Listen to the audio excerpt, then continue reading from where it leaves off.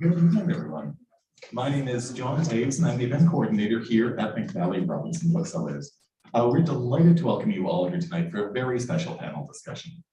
Before we get started, I would just like to mention that McNally Robinson Booksellers is located in Treaty 1 territory, the traditional territory of the Anishinaabe, Cree, Oji-Cree, Dakota, and Dene peoples, and the homeland of the Métis Nation. In addition, McNally Robinson Booksellers itself rests on the land once occupied by the Métis community of Roostertown. We're here tonight for a panel discussion based around the new anthology Disarm, Defund, Dismantle, Police, Abolition in Canada, published by Between the Lines. We have a wide range of organizers, thinkers, activists here tonight, so I won't take up too much of your time. Just a few very quick notes to start. The panel discussion will take place just at the front of the space, and it'll be followed by a Q&A. When that comes around, you folks in the audience here will have the opportunity to ask questions. Just put up your hand, and then Kevin Walby, one of the anthology editors, will then repeat your question into the microphone just to ensure everybody watching at home can hear it. For all those of you watching at home, if you would like to ask any questions, please feel free to write them in the YouTube chat. Now, this event is being co-presented by a number of local organizations, so I'd like to acknowledge Winnipeg Police Cause Harm, Justice for Black Lives Winnipeg, and the Sex Workers of Winnipeg Action Coalition right out of the gate. I'm now going to tell you just a little bit about your panelists before, well, essentially shutting up myself and turning things over to more interested folks. So Kevin Walby is Associate Professor of Criminal Justice at the University of Winnipeg. He has authored or co-authored articles in British Journal of Criminology, Qualitative Inquiry, Qualitative Research, Punishment in Society, Antipody, Culture and Sociology, or Society, Sociology, Current Sociology, International Sociology, and a number of other magazines. He is the author of Touching Encounters, Sex Work and Male-for-Male Internet Escorting, which is published by the University of Chicago Press, and co-editor of a number of other volumes, including the volume under discussion tonight. Leon Laidlaw is a PhD candidate at Carleton University and part-time contract instructor. His work weaves together the fields of trans studies, critical criminology, abolition, and settler colonial studies. He is a white settler, queer and trans man, born and currently residing on Treaty 1 territory here in Winnipeg. He is a captain with the Mama Bear Clan Patrol and a member of the Winnipeg Police Cause Harm. Ella Taylor is a criminal justice honors student at the University of Winnipeg. She has worked in a variety of Winnipeg nonprofit organizations and is organized with Justice for Black Lives Winnipeg and the Abolitionist Futures Collective. They are Gurage, born and raised on Treaty 1 territory with familial connections in Treaty 5. She is passionate about harm reduction, the liberation of all marginalized people, and horror movies. The Sex Workers of Winnipeg Action Coalition, SWWAC, represented here today by Katie and Dallas, is made up of very careful and responsible drivers. SWAC's goal is to make things safer for sex workers in Winnipeg. They are a cat-loving, awesome bunch who first came together to fight against Bill C-36 in 2014. From 2014 to early 2017, they were known as the Winnipeg Working Group for Sex Workers' Rights. So, thank you so much for tolerating me, and now please welcome our panel.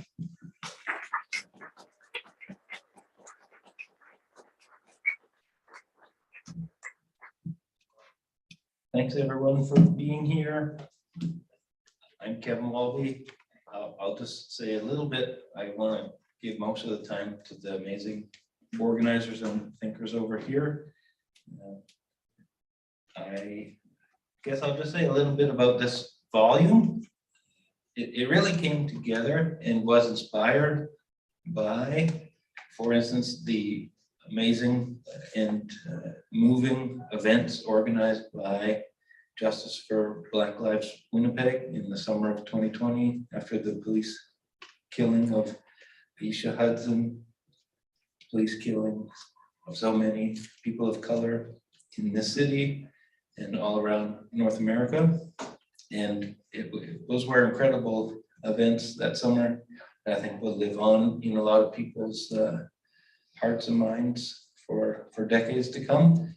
And also the mobilizations, the reports, the constant social critique provided by Winnipeg Police Cause Harm, I think is something that's taught me a lot as someone who tries to do research on policing.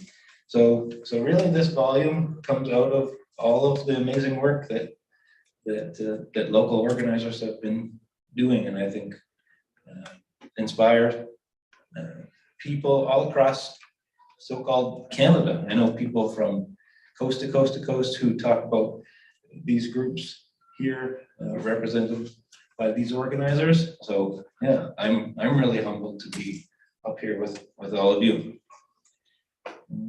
If anyone does want to check out the volume and you're wondering what's in it, there's some chapters on the history of police violence in particular cities. There's some chapters on the history of anti-police violence organizing in particular cities. There's quite a number of chapters on current mobilizations and organizing, including a really awesome chapter by members of SWWAC. And then there's a whole bunch of other chapters that draw some broader connections. Like there's chapters on connections between thinking about police abolition and social work. A lot of times people will say, well, let's get police out of responding to calls for service. Let's send more social workers, or let's send some other kind of government agency workers. But the fact of the matter is we are like surrounded by carceral agencies. They don't just come in the form of police. There's all kinds of carceral inclinations in government agencies that are supposed to protect us or serve us or help us in some way, but oftentimes are harming, especially marginalized people and people of color. And the last thing I'll say is that the local organizing work, the work of so many amazing activists, some of whom are in the room right now, I think the way that you push people's thinking, whether it's people who are journalists or academics or just everyday people, the way that you push people's thoughts toward thinking about what justice could be or what inclusion might be or what kind of society we should want to live in, it's just always inspiring. And you've taught me so many lessons, and I'm just so thankful that you're doing this kind of work in this this city. So yeah, that's it from me. Okay. I didn't know if we were gonna pass it over. Thanks, Kevin. Thanks for the introduction, and thanks for inviting me here today and all of us here to speak about this book and about our own work. I'm speaking on behalf of the Winnipeg Police Cause Harm. Obviously, our collective, a lot of people are here today, so it's really wonderful. And I'm honored to be able to, share a little bit about what we do. And of course, I won't be able to speak to the complexity and the amount that our group gives as individuals in the group and as community members as well. So I can only do justice, like so much justice to the love and care that the group provides. I'm also really honored to be sitting next to these wonderful people who are in these really great organizations that are also working towards this collective goal that I think that WPCH is doing.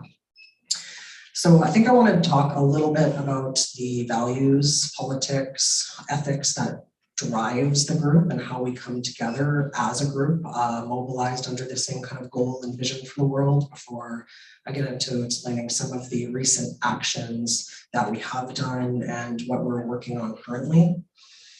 So we all come from different backgrounds, different expertise, we have different knowledge sets, and we come together under this collective vision.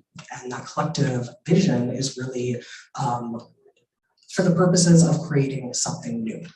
So we are mobilized under the politics of abolition. And so that means we are literally, our goal is to defund and work towards the total dismantling of the Winnipeg Police Service. But we as a collective know we are also world building while we are dismantling. So we are dreaming about something that is new and something that is tangible. And this is what happens, and this is what can grow from grassroots organizing. So what we do, I believe, as we come together as a group is we come together on the basis of collective responsibility, or at least the way I see that. as the fact that we need to foster movements of collective power in order to make social change, as that is the driving force of social change.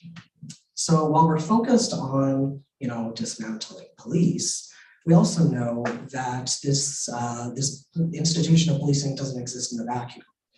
And the institution of policing, we as a collective can situate in our society in these structures of harm that informs our society, which is settler colonialism, racial capitalism, cis heteropatriarchy, and so forth. So we see policing as a derivative of these violent structures, but also as an institution that is reproducing these violent structures for this purpose. And so when we're approaching policing as this one institution of violence, as a product of this historical and ongoing process of colonialism and racial capitalism, then we see the way we have to change the cultural world and the police. So that is the on the ground, everyday actions that grassroots organizing like WPCH is also thinking about. The fact that as we are approaching police and critiquing police and seeking dismantling and defunding, well, when we are changing the institution, we're also changing the broader way in which we engage with the world and think about the world, so that we can build a safer world, and a world that's not built out of capitalist greed and oppression and colonialism and the idea that we can incarcerate people. It's the basic approach to the world where we are mobilized under this ethic of care and humanity. We do not want to see people, we refuse the idea that people should be in human cages. That's the basic demand for recognizing people's humanity. But we're also, of course, mobilized under an ethics of harm reduction and mutual aid that also informs and guides our work. So what we are doing as a collective and in conversation and learning from the work of these other groups who are here today and some of the groups who are not here today, we are learning and working with and working for seemingly different goals, but it's all together, creating collective power and changing the world in which we live to create better, because we demand better conditions. And I could just reference the other work of people who are maybe not here today, but the family of Aisha Hudson and the strong activist organizing work that they are doing, police-free schools, bar none. I just wanted to gesture to these other organizations that are we're working tangentially to, but in conversation with, and we all know our place. And who we're working in solidarity with, I think, as a group. The last thing I wanted to say also is that, we are also recognizing the historical movements that have, that make our work possible, that we are historically grounded in the work of primarily Black feminism, who has, founded the abolitionist praxis in North America. And so we are historically grounded in these movements that have existed, have always existed since, the state's institutions of punishment have, been enacted. There has always been resistance to that. So we are grounded in that historical movements of resistance. And we are also future oriented in that we are imagining what a world will look like, not could, but will look like without institutions of policing. We are in this historical trajectory, this historical unfolding of these collective movements all working together for the common purpose. So what our group has been doing in the last year or so, of course, as a group, it was founded in September 2019, and there's some really integral members who can probably tell you a lot more than I can about the history of the group, and just wanted to acknowledge their importance there. But we have been, if anyone follows WPCH, you'll know we have a strong social media presence, and we use that as a tool of public education, knowing and approaching the fact that one of the biggest barriers to actually pursuing abolition is the fact that people are resistant to abolition or complacent with punishment, or really operating under the myths that the society will tell us that police are good and we want to give more money to police. And we are trying to combat that in a public setting. But beyond that, we do engage in direct action, or where we will support or lead actions and rallies and events. For instance, International Day Against Police Violence and Prisoners' Justice Day. And we recently as well attended the Pride Winnipeg Parade to hand out pamphlets to educate the people attending Pride Winnipeg about the historical anti-queer roots of policing in Winnipeg based on local archival research, which we have pamphlets over here that I'm welcoming people to take. And we also have stickers that I really welcome everyone to grab on the way out. Going forward, we got a grant to build an Abolition 101 workshop, which is going to be amazing because, being able to provide basic skills to people who work closely with criminalized folks about how not to further perpetuate the harms of policing or call the cops and etc. is really going to be a great resource. So I thank you for the folks who got that funding and are working towards that. And we're also working on another big campaign that is going to be in protest of the World Police and Fire Games, which is happening in downtown Winnipeg, end of July, early August next year, 2022, which we approach and we see this as a massive waste of funds, but it's also a super disrespectful, it's a disrespectful waste of our public money downtown Winnipeg to glorify policing as police games. It's like propaganda, but also what a slap in the face for the people who actually need this money. And the money, is not funding the people who need this money downtown Winnipeg. So those are the things that we've been doing and are doing going forward.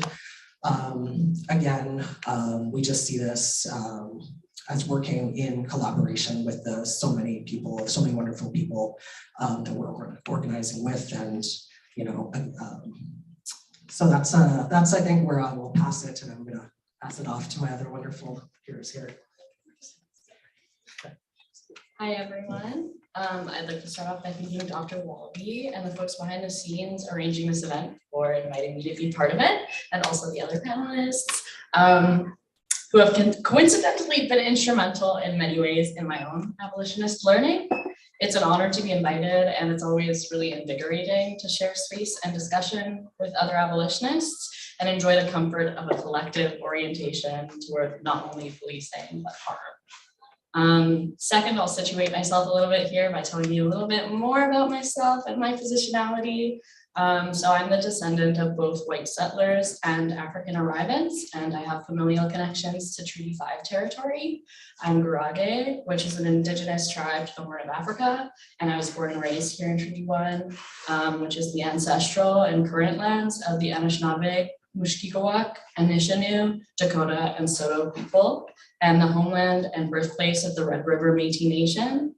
Winnipeg is sustained by water stolen from Shoal Lake 40 First Nation, which was under a boil water advisory for a total of 24 years, which is 1 year longer than I have been alive, until last year, and it's on Treaty 3 territory, and electricity garnered from Winnipeg, which is also known as Nelson River, on Treaty 5 territory.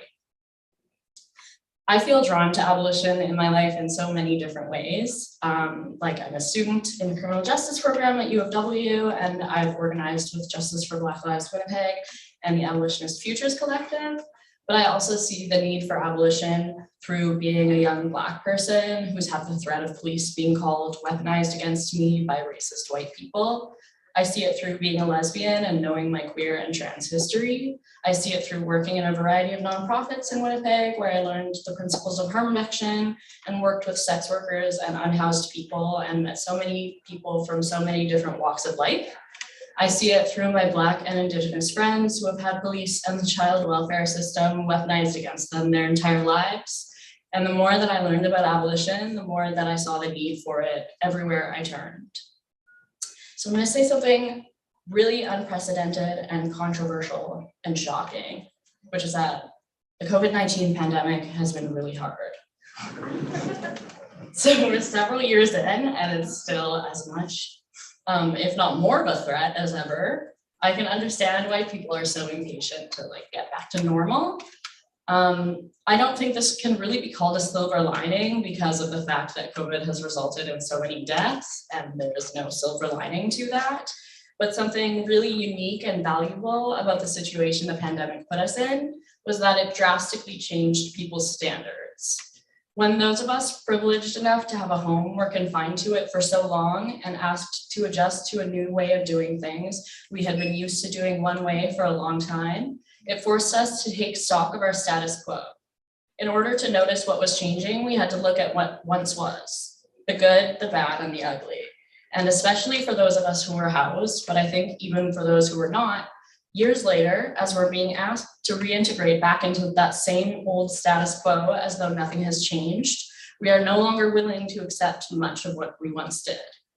During the pandemic, shelters were made to uphold social distancing restrictions, meaning a sharp decrease in capacity in terms of beds, but long after their capacity has increased again, many unhoused people are refusing to stay in shelters for a variety of reasons. Some of the people I've spoken with over the past few years have shared consistent experiences of sexual assault or harassment, sobriety mandates, and extremely early wake-up calls and late openings, and being made to pay to stay, among others, as reasons they refuse to go to shelters in Winnipeg. Many people are choosing tent cities or bus shelters over the supposed benefits of shelter offers. I hear a lot of more privileged Winnipeggers complaining about this and suggesting people return to the shelters, but I think the reality is that unhoused people are no longer willing to accept the danger, oppression, and subordination they experience in shelters. And similarly, I feel like I've noticed a trend in workplaces of people being much more aware of what their capacity is in regard to work and being less willing to take on things that fall outside the scope of their job or devote more labor and energy than they are compensated for to that job. I don't think that this is because, as Kim Kardashian said, no one wants to work anymore. I think it's that people are more aware now what parts of their work are actually essential and what parts are arbitrarily overbearing and repressive. Not only did COVID change our standards for our personal and professional lives, it also showed us how quickly the government could shift funding and legislation to reflect what communities need. Although obviously many improvements could and should have been made, in some senses, it was pretty incredible to see how quickly change can be made when needed. To see this change being made when it was necessary has made it all the more clear that inaction when it comes to poverty, white supremacy, colonialism, violence, and all the other issues our communities face is a choice. The government letting people go without housing is a choice. The government letting people go without food is a choice. The government letting people die from a toxic drug supply is a choice. The government letting its employees gun people down with impunity is a choice. This is, of course, not to say that the government is the solution to all things. I do not believe that the government will ever really care about the harm policing causes. And that's why I'm highlighting the parallels between the very beginning of the pandemic. Look at how well we did when the government had decent legislation, directed funding appropriately, and we all accepted as our duty caring for one another and for our community. And now we're expected to get back to normal, to act like nothing has changed, to stop caring about each other. I think organizing for abolition is being led by people who refuse to go back to that normal. We see the circumstances for change and we're leaning in. There are so many different reasons to be against policing, many of which are described in great detail in the book. So I truly believe that everyone can find at least one. So whatever your reason may be, I think that we should all let the transformational energy of the last few years propel us and turn away from the status quo and dare to imagine something different, something new, and something better.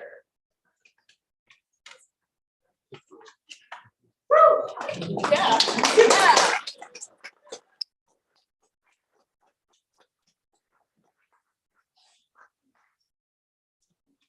Hello, we're both members of the Sex Workers of Winnipeg Action Coalition, which you've heard about, and we're also both full-time sex workers. Yeah, and I'll just repeat kind of what we do and what we organize around and what we talk about in the book chapter that is in the amazing collection.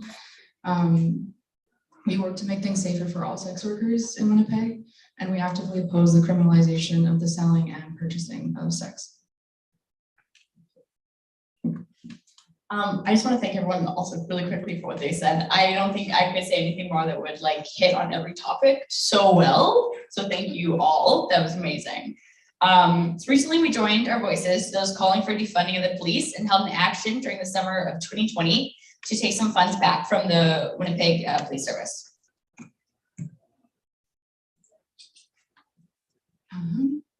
So in the midst of the pandemic, it came to our members, or one of our members' attention, that a surprisingly large amount of money comes to the Winnipeg Police through photo speed limit enforcement. In 2021, a revenue of $8 million was produced from photo radar. And reports from MPI show that areas with the most tickets issued does not correlate to a particularly high number of pedestrian collisions or school construction and playground safety.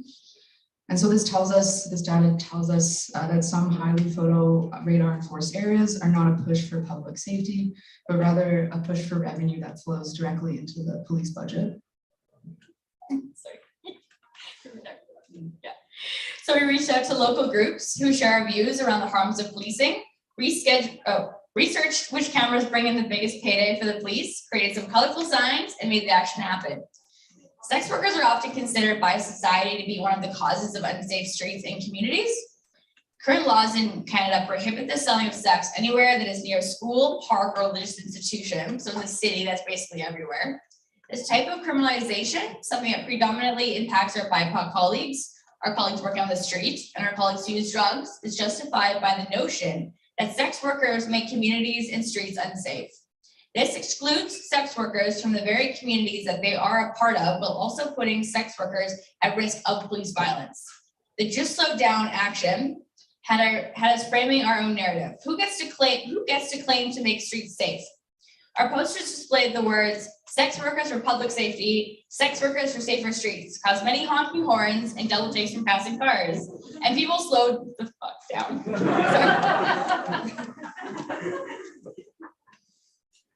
So a bit about why we did this. Sex workers care and have direct interest in defunding and dismantling the police. Criminalization affects our daily working lives. We are met with police in the places we work. They show up at our doors.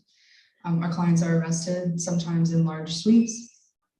And when these sweeps are done, sex workers' livelihoods are directly put at risk. So sex workers lose money. And this also creates fear for clients, which ends up being, or it results in a culture of fear where they're less willing to meet different screening methods. And for our colleagues who work outdoors, it cuts down the time someone has to interact and gauge their safety before getting into a car. And so all of these kinds of criminalization and these actions are justified as stopping exploitation, but instead they bring harm to our communities and they expose sex workers as well as our clients to the violences of the criminal justice system. The dangers caused by the over-policing of sex work are compounded for sex workers of color, and we join with our allies who decry the long history of racist and biased policing and who advocate for the immediate redirection of funds away from policing in favor of community-led safety initiatives. ACAB.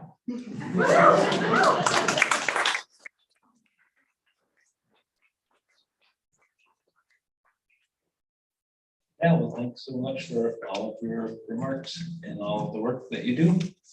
And so I think it's appropriate if we just have people maybe include their own voices in this. If you have questions or comments, if you want to talk about any other organizing that's going on, we could turn to that at this time. And I think if there is a question, what the protocol is I will just say the question again into this very microphone here so that people on YouTube or watching at home can also hear the question. Yeah, so does anyone have anything they want to bring to the conversation? Yeah. This is the question. What would you suggest as an accompanying or free reading to reading your collection? That's a great question. The question is, what kind of other readings would you select as a pre-reading or a reading to accompany this volume? And I think maybe I'll let you all, maybe. You mean after buying this book? Well, I think there's so many great books. In fact, there's so many books being published on police abolition and prison abolition, carceral abolition right now. It's a real movement spanning all kinds of communities. So there's tons of books, but yeah. I would try and recommend, probably recommend going with something that is coming from someone's like personal shared experience. Obviously, we want to look at people like our BIPOC colleagues, shared experiences. I think that would be a good place to start. People are speaking from first-hand accounts and are sharing their own experiences. But as for the book titles and story, I would definitely say Our Prison's Obsolete by Angela Davis. It's pretty short, which is like really nice. You know, it doesn't feel so like intense, because sometimes it can feel a bit like academic and like jargon heavy. So I feel like that's a really good like primer.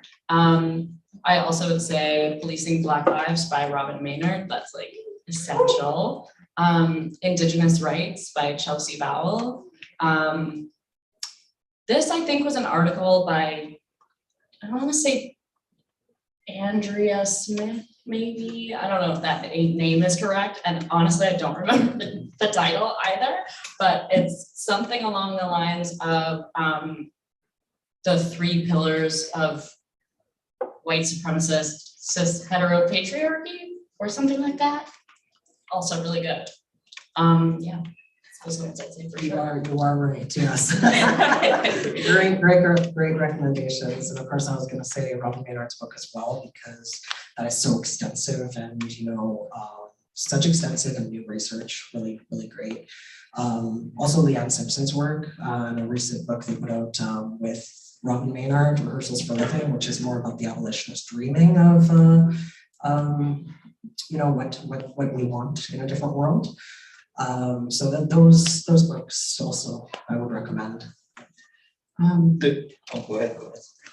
There's a few different sex worker organizations that have chapters in the collection, and there's a book that's called Sex Work Activism in Canada, Speaking Up, Standing Out, and that includes a lot of the organizations that are that have chapters in that. Also in praise of this book, it's also like really easy to read and like I think a really good introduction. I have ADHD, so every chapter being written by like different people was like really good for holding my attention. Here's a book that I haven't read yet that's coming out very soon by Professor L. Jones called Abolitionist Intimacies. And that's probably the book I'm most looking forward to reading ever. And it should be out anytime.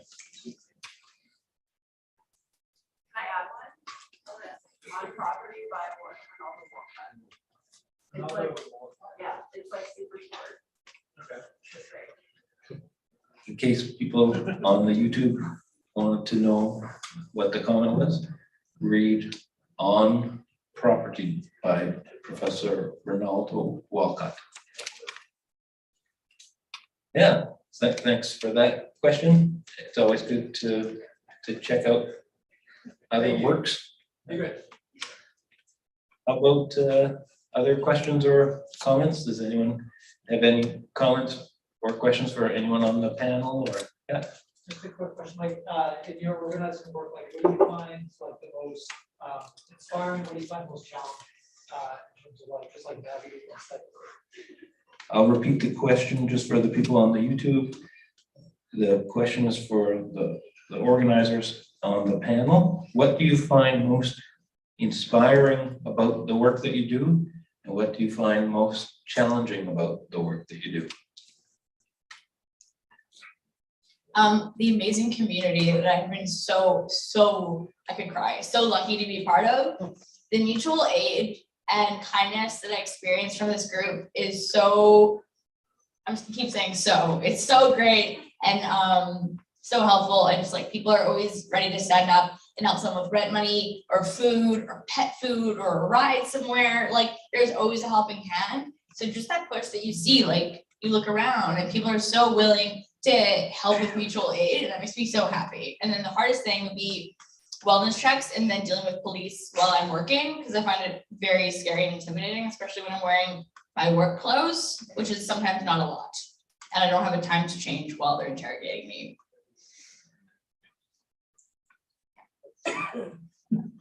Well, you just took my answer. Not all of the answer, of course, is applicable, but I meant that the community of love and care is what I was also going to speak to. The fact that I've never felt so involved in something until I was introduced to organizing in this past year with WPCH, but also with the Mama Bears, which is a very different type of community work, but in both collectives, feeling genuinely valuable and feeling like you are valuable to others is something that is a very new experience that we, I don't think, experience a lot under the conditions of capitalism, this individual society we live in. I don't think a lot of people, always experience that in our everyday lives. So coming into these collectives, it's really, you feel like you are making a difference, and that is something that I don't take for granted. The worst parts of it is that it is exhausting, period.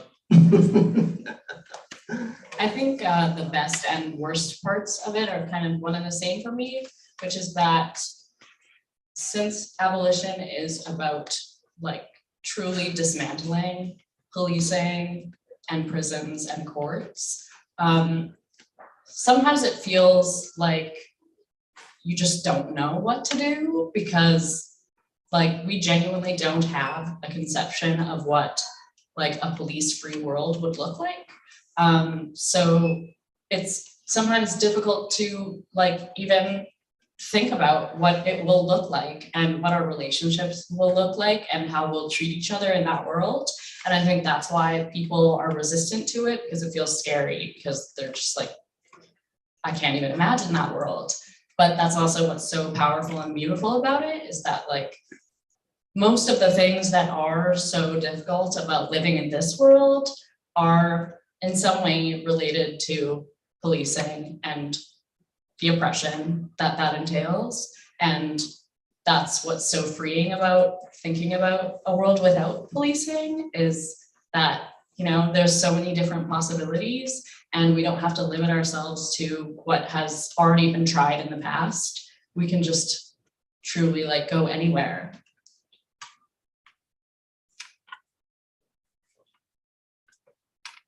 Thanks everyone. Maybe just to follow up on that comment, how about any direct bullying or intimidation or surveillance from police? I mean, I think people organizing against police are a powerful institution, they're a greedy institution, they're a violent institution. Have you experienced surveillance or intimidation from putting your lives on the line to push for a better world? I know some of the other members of Justice for Black Lives have experienced having their phones tapped by the police, and also sometimes being followed in their cars. So sometimes things like that. But honestly, like we get way more surveillance and like harassment from people who have no direct relation to policing at all. And I'm a little bit like, okay, are you gonna clock in? Like, I don't know why you're so invested in the police and their business, because it's not yours. But yeah, I would say people who are not police just like ride really hard for the police. Like some dude on Twitter is surveilling us more than the police are actually trying to do. So, no. Says a lot about that dude on Twitter.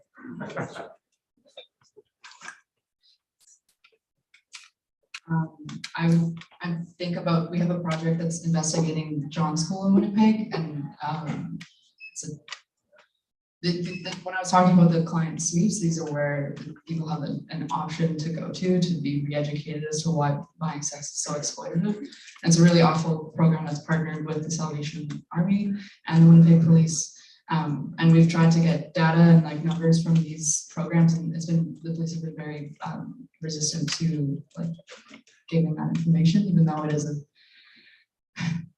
He was nothing. nothing. He was nothing. And we know what's happening. They're going somewhere. So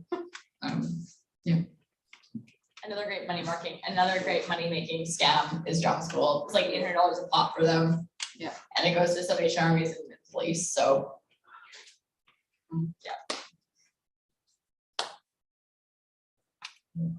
Okay, other questions or comments? I got one here and then one there. Yeah. My question is about what we can do collectively, what strategies we might have to fight the extremely wealthy, entrenched police union and police lobbyist groups. We have an uphill battle in that we're not rich, but these unions are, unfortunately, and the lobbyist groups are. What strategies do we have to fight this?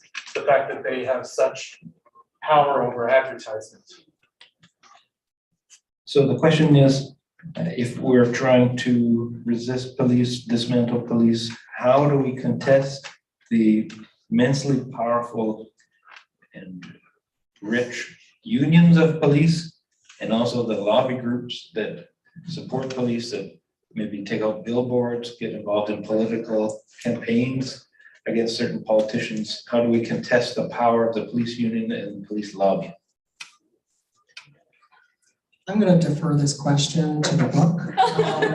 I'm pretty sure that I saw a chapter in that book about organizing against police unions specifically. I wish that I could tell you, and I know that there's members of WPCH sitting back there shaking right now, wanting to answer this question. That is not neither next to James over there really wants to answer, and I know he does. Microphone is Yeah, we can That's so definitely do funny. that. Oh, now that I'm putting him on the spot, that is super funny. From the audience. I'm gonna defer this back to the audience. James is not interested.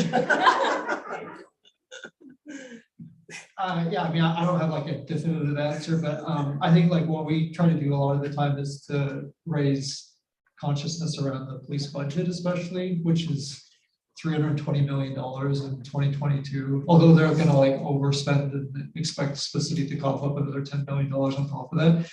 So like this is something Mariam Kavla talks a lot about, which is like another book I would shout out as her recent collection with Haymarket Books. We Do This Till We Free Us, I think it's called. But she really talks about how like if we want to like really meaningfully contest police power, we have to go after the budgets, which I think was kind of embedded in your question as to like how we do that. I think that's still a process that we're still very much like figuring out, because we tried to like present, you know, in a courteous way to the police board and they don't care, right? So it's like we're trying to like figure out how to escalate, but also to like respect our like limited volunteer-based capacities. But I know it's kind of like a non-answer, I guess, but just to like really focus on the budget, because that is like really where the power comes from for them to be able to do anything, right? And there's a lot of questions about like, yeah, is a government, is a capitalist colonial government going to defund this? It's like the repressive arm of its operations, and there's definitely reason to critique there, which is why it has to be a lot more expansive, as panelists have already talked about. But yeah, I do think just like reading, understanding, talking about the budget as much as possible, I think is really key. So sorry for not answering that, but that's a great question.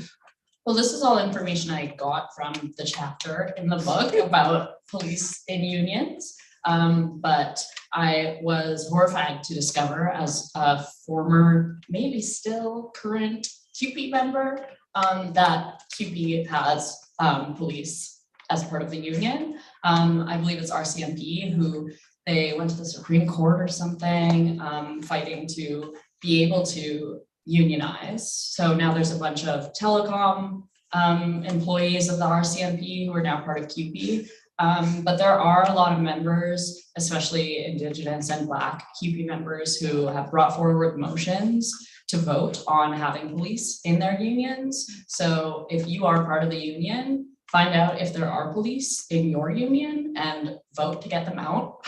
And for the other unions, I guess I would just say, yeah, like learning more about it and making sure people know about it, because one thing I learned in criminal justice that I hadn't known before is like how huge the police media relations department is, but they are spending so much money on their media image. So like that is, you know, a huge investment on the part of these unions. And yeah, I think just knowing that will help people be able to distinguish when we're seeing a very contrived and produced image of the police as opposed to what they really are. Yeah, if I could just add something to that. Yeah, I think police put so much effort into trying to frame their work as safety, as community building. And anyone who's ever read a volume like this or has experience of police violence knows that those are just policing myths. And they're myths that police work really hard to uphold. So I think the work that activist groups are doing, and sometimes academics, sometimes journalists, to reframe the conversation is important, and it has to be toward the end of material change. But I've recently started calling the police a greedy institution. I think they're the greediest institution that we have in our society today. They will push and push until they can have their own parking lot. They will push and push until they get 4s across the board every bargaining round. I mean, there's no other set of workers in our society who are that greedy. And then when you add all of the violence, the profiling, the abuses, I mean, it's totally disreputable. But I think the work that everyone in this room is doing to reframe the conversation and make people kind of push through those policing myths is really important.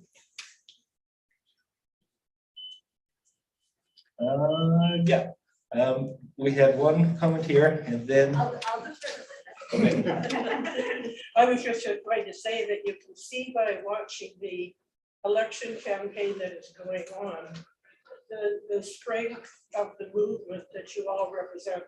Because 3 years ago, nobody would have been discussing this at all. The idea of defunding the police when they even come up. And now in every debate, and all of the candidates feel they have to respond to this. So you are really having a large impact, perhaps not as fast or significant as you would like. Appreciate that. But I think that this movement is a beginning movement, and it is spreading, and more people are paying attention and starting to think about, you know, maybe they've got some good ideas. So that's pretty important. Making significant change. Yeah, for the people on the YouTube, the comment was just that 3 years ago, you would have never seen municipal political candidates talking about defunding or responding to defunding abolitionist arguments, and now quite a few of them are. It's really on the table in the municipal election. It's a credit to all of the local organizing and all the organizers for all the amazing work that they do. Finally, we'll talk about I was just gonna ask, thank you so much, all of you, for all of your work. And I was gonna ask, along the lines of what this buddy member asked about other readings, I wonder how you think about thought about your work in relation to work that's happening elsewhere. Some of you have alluded to this, but like, what has it been like to kind of translate what's going on in the rest of the world into the Winnipeg context? Like, what's the same about Winnipeg, what's different, what has that been like? So for the people on the YouTube, the question is, you're doing a lot of amazing organizing in a Winnipeg context, and then there's also organizing going on in other contexts, in other places with different power structures or different national identities. So how do you draw from those examples of organizing? How do you apply them in the Winnipeg context? I like the idea, I think, of doing this work in Winnipeg because it's small. We have more power to harass people continuously. Like we got the body rub parlor licenses repealed because they were a surveillance tactic. You had to send in a body shot, you had to send in a headshot, gross. And we were able to reach out to counselors. I think I emailed some of them 5 times and I was just like, reply, reply, reply. If it was bigger, I don't think they would have had the time, or they could have escaped me easier. Good luck in Winnipeg. Because it's small, I think we can focus on that, which is cool. I think that's a positive. And for negatives, we don't need to talk about this. It's fine. Just positives. Yeah. I think one of the hardest parts about being Black in Canada is like people just act like we don't exist here at all. And part of our like Canadian exceptionalism is when police violence happens in the US, then, you know, people are like, oh my God, I can't believe that stuff happens down there. Like that would never be us.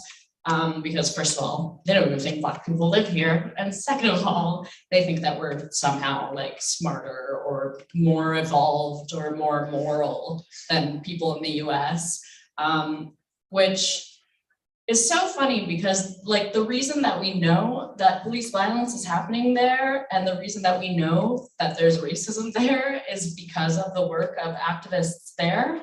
And like the reason we're aware of it is because they're doing such a good job. And so like, yeah, abolition is being led by the Black and Indigenous people elsewhere and here. And it's like so inspiring to talk to other people from like around Canada or the US and hear about their struggles and to see like the radical things that they do and to see how fearless they seem, even though I know like it's not really about being fearless, it's about having the fear and doing it anyway. Watching them and communicating with them and feeling like a sense of like a communal struggle, even though we're so far apart geographically, just feels really powerful. And it again feels like, you know, people are noticing the consistencies in the oppression that we're facing, and everywhere people are no longer willing to put up with it.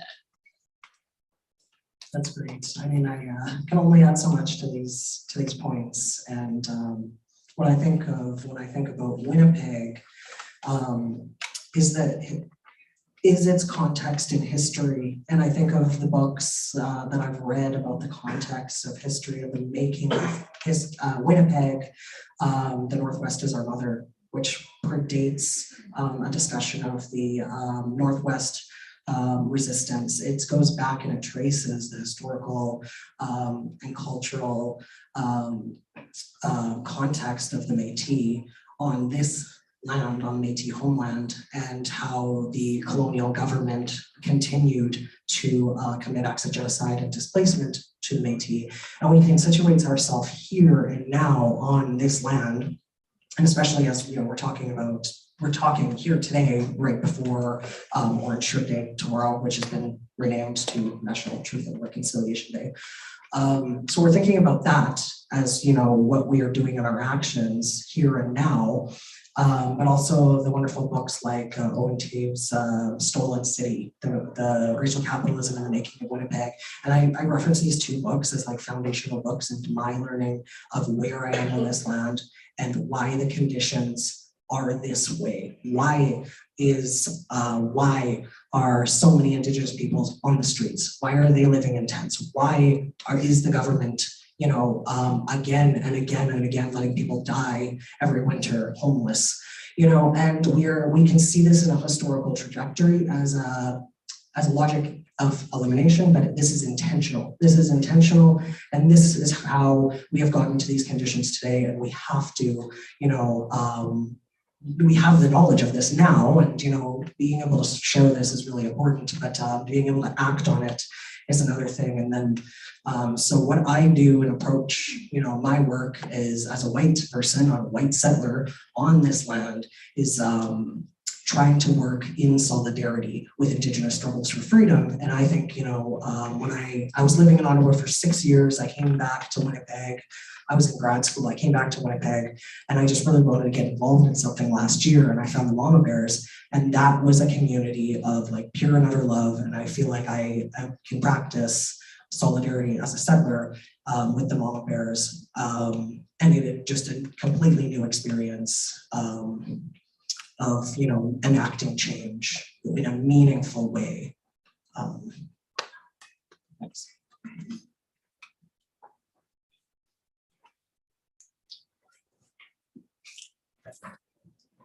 We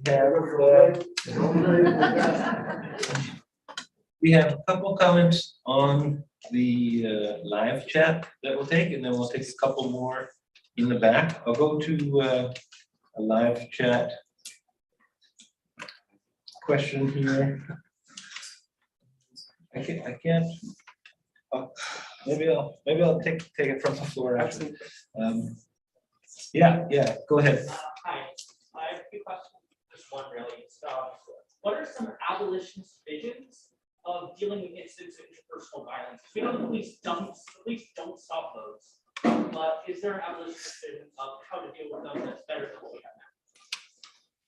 Yeah, so the question for people online is that, let's say you have a transgression like, did you say domestic violence or interpersonal violence? How would an abolitionist think of responding to that differently? What kinds of visions are there for responding to that kind of transgression differently? I have to say, maybe this is controversial, but I'm not fully anti-violence because sometimes people are acting the fuck up and they deserve to get punched the fuck out. And it's like, fuck around and find out. Like, I think in a police-free world, that if someone's like really being a piece of shit, then, that might solve the problem a little faster than some other things. But in all seriousness, I think that this is like kind of a long way off. Maybe this is like overly optimistic, but I think when people's needs are met and they have the resources necessary to learn how to regulate emotions better and be able to talk about what's going on with them in a clearer way, then I think we'll be able to deal with the urges to be violent in a much better way. And that's not like an easy thing to say. Not to say that I'm like a violent person, but in therapy, I learn about ways to manage my own emotions and like coping skills that help me deal with anger or frustration in a healthy way, in a way that doesn't hurt me and it doesn't hurt other people. So I don't think therapy alone is like gonna solve the problem either, but I think, in an abolitionist future where money and care is going where it needs to go, that we'll all be able to learn those skills and just be able to not want to hurt each other. And better mental health services. That too, better mental health services. Well, I think sorry, would you like to go? I don't want to take up too much right here. I was just thinking that you're speaking to so much of the fact that we're enacting cultural change. Yeah, we want to prevent. We don't want to just respond with police that isn't going to address the root harm. We want to create a cultural shift where everyone grows up learning about consent. Everyone learns about regulating emotions and navigating and treating each other in a healthy way that we don't experience in our world as we're growing up under the greed of capitalism and then normalized exploitation and then normalized violence of, we can just incarcerate people, throw away the problem. Those are not solving it. Those are exacerbating violence. Those are exacerbating our own normalized tendencies.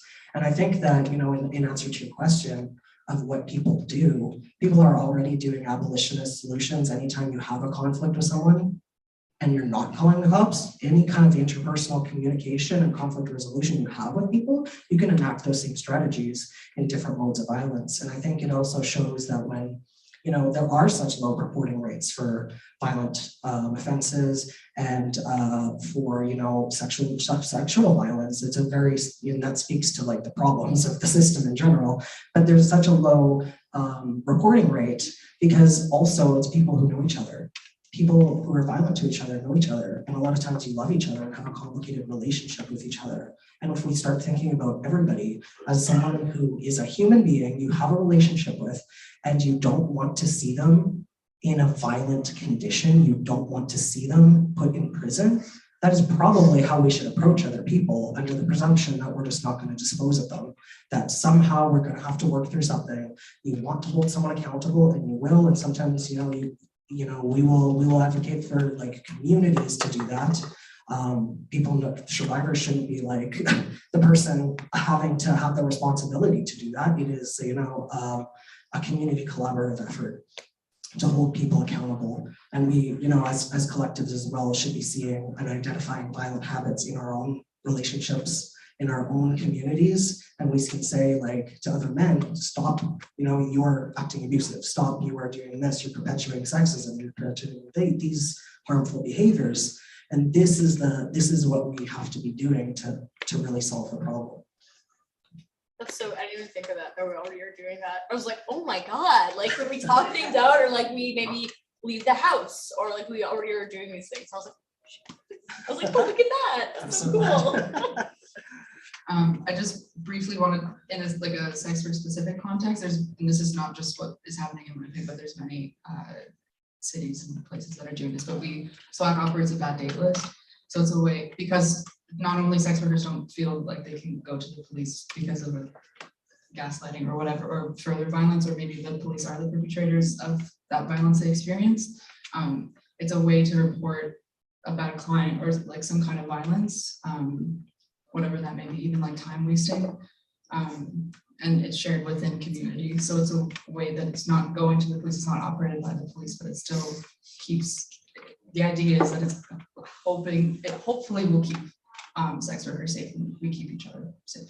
We keep us safe. If I could just add one thing, yeah, there's so many communities that already are keeping each other safe in a way like based on mutual support and mutual aid. And maybe there's a way just to broaden those circles out a little bit more. Right now, police, they want to have a monopoly on calls for service because it's money for them. It allows them to replicate their institution year after year if they get every single call for service. But there's some places in North America where they divert calls for service to non-violent, non-punitive, totally community-based groups that can respond with other skills. And there's so many people that have conflict resolution skills, that have mediation skills, that can help people who are having conflict, like just cool off and not further harm each other. And I think if we can do something to connect those circles of people who want to support others without harm, without violence, without guns and tasers and handcuffs, just with people skills, I think that's the way to do it, and it's already happening in some places. There were a couple of questions there. Yeah. All right, go ahead. We have a recommendation for talking to children, especially the autistic children, about this. Because as an autistic person, it can be quite like the authority of the youth is always quite like a feeling of threat. And I've got some autistic children as well, so I'm just curious how you would think about that. Yeah, so for the people online, the question is, how would you talk to people with autism, and specifically young people with autism, about police and the harms of policing and how to keep themselves safe in this context? Do I have it right? Okay. Do we have any responses from the panel, or anyone in the audience too can jump in? I'll say that it's definitely really important to learn about the intersections of disability justice and anti-police work because people with disabilities actually potentially make up the largest statistical group of people who experience police violence, and that can come from like many different reasons, but you know, there's been many cases that don't even necessarily make the news in the same way because of ableism, but autistic people who are nonverbal and can't respond when the police are asking them a question, and then end up being shot, or deaf people who can't respond. You know, this is just another thing that police are not equipped to handle, and because all they do is like think that they're responding to violence all the time, they're just going into every situation expecting the absolute worst. So it's definitely a really difficult kind of transition if you've been raised thinking that the police are there to protect you, but autistic people love honesty. So just be honest with them about the reality that police are not there to protect them, and like you have to approach them with as much suspicion as you can, and know that they are not there to help you. They are not your friend. They can and will and are legally entitled to lie to you. And yeah, they're not helpful. So yeah, just, it's really hard. Like, I feel like, you know, you want to have something more like positive to say, and like something to make people feel more hopeful about it sometimes, but yeah, like we just have to be really realistic about what's happening. And 3 years after Elijah McCain, right? Just at 3 years, I think, anniversary, like this lovely autistic soul that was given a fatal dose of ketamine to control him. So yeah, very real.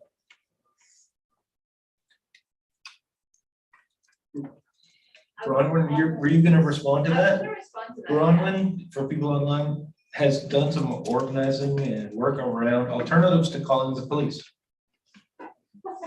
Yeah, so I don't know about the in-house autism specifically. And I think that that could be an incredibly valuable contribution that you could make to try to translate this conversation. But when I'm talking to my kid, one of the things that, and honestly, when talking to anybody, like I totally agree with what you said, Ella. The police aren't helpful. However, it can be legitimately confusing because some police are really nice to some people, and some are assholes. And like one of the conditions that makes it so hard for people to wrap their heads around is the unpredictability of the police response. So, you know, this is one of the things that makes the police response so dangerous, is that you don't know whether you're going to get the empathetic cop who wants to listen, you know, the guy, that one guy or whatever, or whether you're going to get somebody who's like got a chip on their shoulder and has been escalated and already and doesn't know how to de-escalate, you know, like, so I think that if there's a way to, and like when I talk to my kid who's like 5, but you know, and is white but lives in the West End and has, you know, witnessed a lot of police brutality already in her short life, you know, you can also talk about how like the police do help some people and they really don't help others. And that's why you have to be careful, you know, like it's, I think like kind of dwelling in that, I don't know, that contradictory space actually helps people to understand, make sense of their own experiences sometimes, and make sense of what's going on in the world. I don't know. Yeah. I know there was one more hand in the back. There's a comment here I'm gonna take because it was here a little earlier, and then we have a comment over here too, so we'll get to all of them for sure. The comment online is, do any of the panelists have advice for changing people's minds about the role of police in our society, especially when you're talking to people who used to work with the police in some capacity or still work in the criminal justice system in some capacity? How do you change their minds? I don't know. I have no good answer for this because I think coming from a pro-cop stance argument, because cops have to wear so many different hats and they don't have time to de-escalate between situations, they can always be coming in hot. they do too many things, right? They need a break in between. They don't need to be directing traffic and breaking up a domestic and if there's a bank being held up, like they don't have to be going to all these things at once. Half these things don't need to be touched by cops, and then eventually none of them need to be. But I think doing a pro cop stance argument is that they wear too many hats. No other occupation is expected to handle that many things and also de-escalate in between. So again, it is their safety as well. That's why I think defunding and reorganizing money is a pro cop argument. Just like, not actually, but like it is, no, it is. Yeah, I agree with that for sure. And like, you know, as much as I disagree with their choices and active complicity in like oppression, like I wouldn't want to be a cop, not just because I don't agree with the work, but like it probably would be hard even if I believed in the work, you know, like I don't envy the position that they're in, but like who among us hasn't had an experience at your workplace where you're like, damn, like that's not my job, like I gotta do that now, I'm not gonna pay for that. Yeah, like, yeah, you don't even have like weapons involved, so I'm sure it's stressful. So we should just let them all do something else with their time. Got a real job. Yeah. I did yell that at some cadets the other day. That was really nice. They were, arresting somebody for being drunk. You know, they don't have to report to the Internal Investigations Unit because they're not police. Oh, They're yeah. like the kind of civilians. They don't want to be police. Yeah, they're like, just a bunch of narcs just walking. They are absolutely paid narcs on our streets, with handcuffs apparently, anyways. But yeah, people who work for the system think that they are doing good, and they, most of the time anyway, I think that they think that this is, you know, the narrative of community safety that we're fed, and the narrative that we're gonna change, you know, even the, you know, kind of liberal reformist view of like, we're gonna make people better, you know, we have prison programming, things are great, things are therapeutic, and it's this liberal myth, because literally you're still in a fucking cage. So it's like, how do these two realities exist when you're still caging people, you're still using force on people, you're still doing this? And yeah, it literally speaks to the fact that people are like overtaxed, and we want to, you know, retask community in a non-carceral way. And really, like, also like, the facts are facts. We got the receipts here, and the fact that we know historically reforms have failed. How do we keep investing in a system when we can look at the trajectory of this system and say, hey, these outcomes suck. Why do we keep funding it? These outcomes are terrible. Why are these abuses happening? Why do we keep funding something that we have the knowledge of the past 100 and something years? Why do we keep investing in it? And if anyone wants, they could get some literature from these groups, get some flyers, slip it into your relatives' holiday stockings, or bring it up at your Sunday dinners or whatever you do. Push the conversation. If you have family members who work in the criminal justice system, tell them about local organizing groups doing amazing work. Tell them about some of the books we were talking about earlier. I have a relative who works in the criminal justice system, and we do get into debates at holiday events. So. Thoughts and prayers. I'll take your question at the back.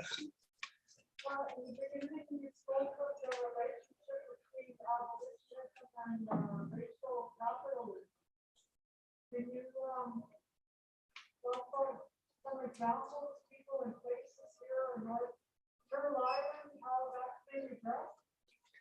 So the question from the floor is, can anyone on the panel elaborate a little bit more the relationship between police abolition and racial capitalism, especially in the context of thinking about colonial and decolonial relationships? How do you dismantle racial capitalism?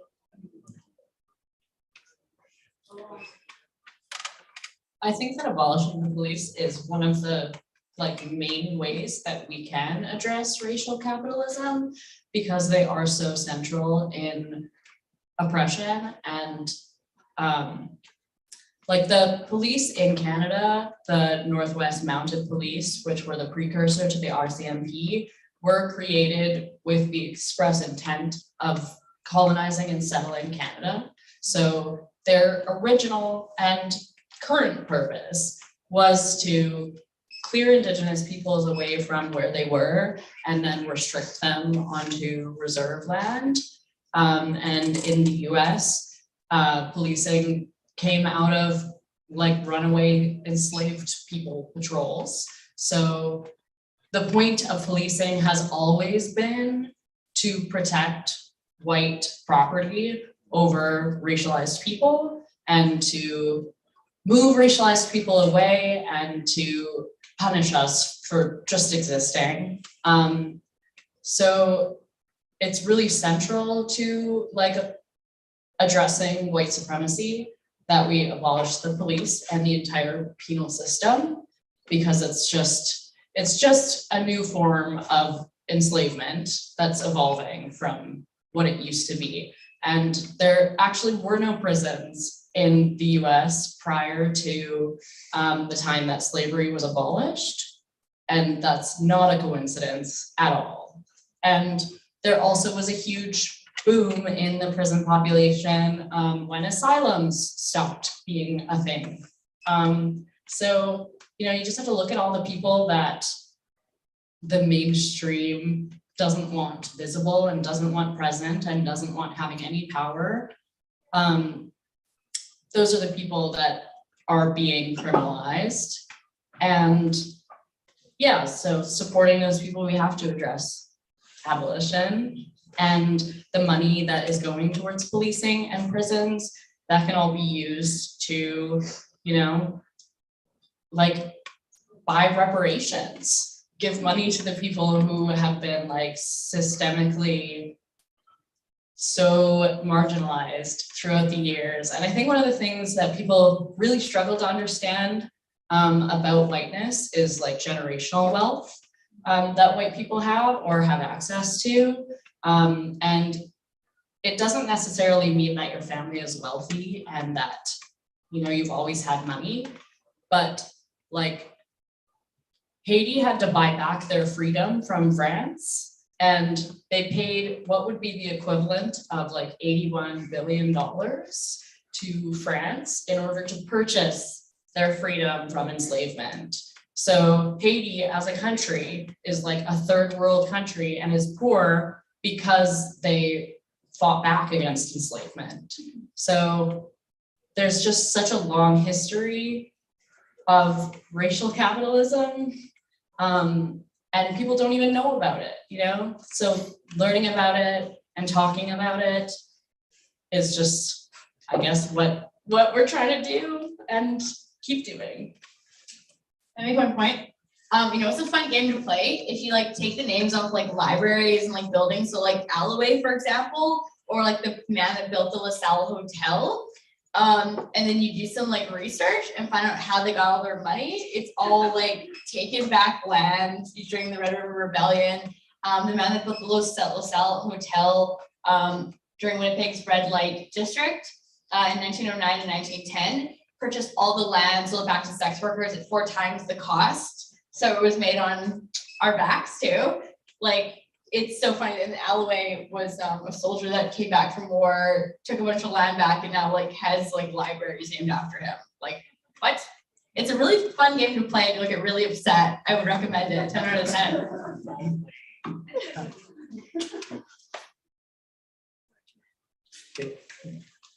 Well, you know, Ellie, you said so much and so many good things that it's such a brilliant articulation of that. And, you know, when I think about the relationship between policing and racial capitalism, I also think, you know, settler colonialism in that process. And I think about the most prevalent example, perhaps, I mean, there's probably many, is the criminalization of land defenders and the criminalization of people who are like protecting their territory, even territory that is like protected by colonial law. Said this is your title to the land, self-governed, which is like you're limited because Indigenous people have sovereignty, not, you know, under colonial law, but I'm just rambling. Anyways, when you criminalize people for protecting the land from pipelines, that's an example of how capitalist interests are at play in policing. where it's, you have rights to a land, but only to the extent in which, you know, it doesn't interfere with pipelines because we want money. So those examples I think are really important, and, you know, just always contextualizing this within the history that you did, and thinking about the rise of Indigenous incarceration too, 1950s onwards, was the removal of the pass system. Think about that as like you know, had in law that Indigenous people had to remain on reserves. That was the pass system. And then once that was revoked, you see this urban migration, then you see a rise in incarceration. And so at that point, things changed in the 1950s onwards to, you know, have the state of mass incarceration in the prairies of Indigenous people today. There is no coincidence that there's this connection. We have time for one more question. Your hand was up earlier. I'll apologize, it's not a question, it's more a comment. It was in response to the question about children. And I just wanted to say that if we think about the education system, and that one of the tools, or one of the most powerful tools of the education system, which is wrought with all kinds of other issues, is curriculum. And so if you're someone who has children in your life and want to have conversations about how policing is discussed in school, go to curriculum, because it's in curriculum from the earliest grades. And also in Manitoba, as a local context, we're undertaking curriculum reform around physical health and education, which is where all the conversations about, or potential conversations about, consent and harm reduction should be embedded, but aren't, because the curriculum is like over 20 years old. So that was just going to be my response, would be to think a little bit about how curriculum reinforces a lot of these worldviews and has a lot of space to have some visions in it if the people writing it have the will to see those visions. So yeah, it's just a comment. Yeah, for people online, the comment was there are other kinds of connections we can make, maybe talking about police harms, issues of consent is something to look at in school curriculum. If you can impact that in some way, if you or you're a teacher, or you can shape that in some way, the conversation can happen there too. So I think we're out of time now, and I would just like to thank McNally Robinson for having us all here. Thanks for all the courageous work that you do and all the brilliant talks that you gave tonight, everyone on the panel. Thanks everyone in the audience for your great questions and your energy, and hope you stay safe. Hope you have time for reflection tomorrow, and take care.